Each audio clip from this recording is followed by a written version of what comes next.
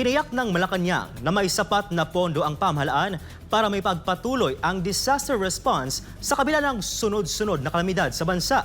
Kasabay nito, tiniyak din ng DSWD na sapat ang pondo at relief supplies ng ahensya habang papalapit ang pagtatapos ng taon. Si Creslin Cataro, magbabalita.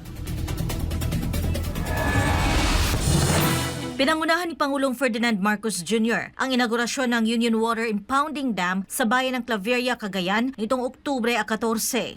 Sa kanyang talumpati, pinuri ng Pangulo ang mabilis na pagkakumpleto ng proyekto na ani ay konkretong halimbawa ng mahusay na pagpaplano at implementasyon ng mga infrastruktura laban sa pagbaha. Buong pagmamalaking ibinahagi ni Marcos Jr. na natapos ang proyekto sa loob lamang ng 14 na buwan. Ito po ay binubuksan po natin. Ito ay para naman maipakita natin. Itong project po na ito, nagsimula ito sa termino ko. Natapos din sa termino ko. 14 months, zero ito, wala ito. Pero 14 months later, ito na. Meron na tayo. Sa gitna ng mga kontrobersiya ukol sa mga proyekto ng flood control, sinabi ng Pangulo, pinatunayan ng proyekto na posible ang mahusay na flood control infrastructure kapag maayos ang disenyo, konstruksyon at implementasyon. Ibig sabihin na patunayan natin na maaring gumawa ng magandang flood control na effective. Basta't maayos ang pagpagawa, maayos ang disenyo, maayos ang implementasyon, wala tayong makikitang problema. Bukod sa proteksyon laban sa pagbaha, nagbibigay din ang Union Dam ng patubig sa buong taon upang masuportahan ang ani ng mga lokal na magsasaka. Ang Union Dam ay isang pinagsamang inisyatibo ng Department of Public Works and Highways at National Irrigation Administration at bahagi ng mas malawak na convergence strategy para tugunan ang mga suliranin sa flood control, irigasyon at pagpapaunlad ng kanayunan. Binigyang diin din ni Pangulong Marcos ang potensyal ng dam na maging isang tourist destination dahil nagsimula na itong dayuhin ng mga lokal para sa recreational activities.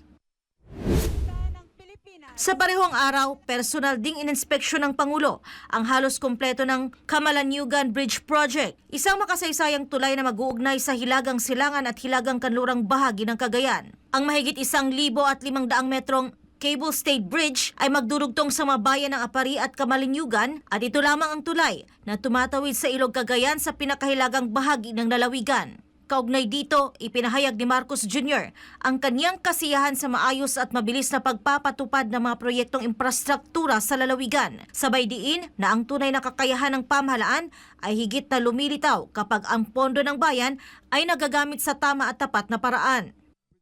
Kaya nakakatuwa na makita natin na kung ano ang tunay na kakayahan ng pamahalaan kung talagang lahat ng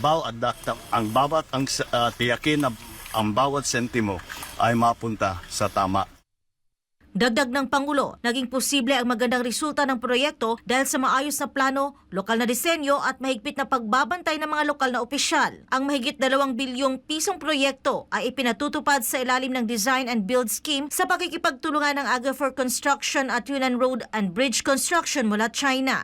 Sinimula ng konstruksyon noong 2021, ngunit naantala ang pagkumpleto bunsod ng pandemya. Sa kasalukuyan, nangangailangan pa ng mahigit 260 milyong piso upang matapos ang natitirang bahagi ng proyekto na inaasahang matatapos sa Enero 2026. Kapag ganap ng operational, ang Camalaniugan Bridge ay inaasahang makakapagpabawas ng biyahe mula Apari patungong Ballesteros mula 1 oras ay magiging 20 minuto na lamang na makikinabang ang tinatayang 6,000 biyahero araw-araw.